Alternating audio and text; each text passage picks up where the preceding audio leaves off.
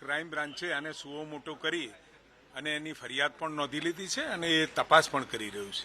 સરકારી હોસ્પિટલોની અંદર આવી ગોપનીયતાનો ભંગ થાય એ રીતે સીસીટીવી ન રાખવાની આપણી પ્રેક્ટિસ છે.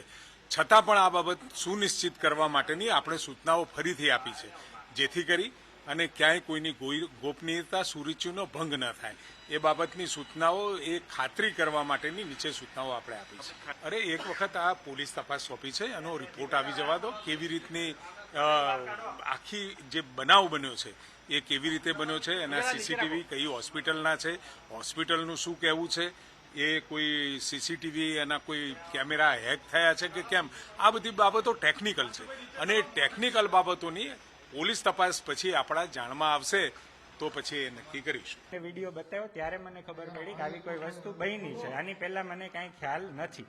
કોઈને હેકિંગ કરેલું હોય એવું લાગે છે મને. અંદરના કોઈ કર્મચારી હોઈ ન શકે. પોલીસને અમે તમામ પ્રકારનો સહયોગ આપીશું. અમને કોઈ વાંધો નથી. પોલીસને મારા સ્ટાફ મેં કીધું કે આ વિડીયો મને કોઈ આપના તરફથી મીડિયા બ્રધર આવ્યા એમને મને બતાવ્યો, એના ઉપરથી મને ધ્યાનમાં આવ્યું છે. એટલે મને જ જોવા દો કે શું છે. એ હોસ્પિટલના જ લાગે છે, એટલે જોઈ લઈએ આપણે.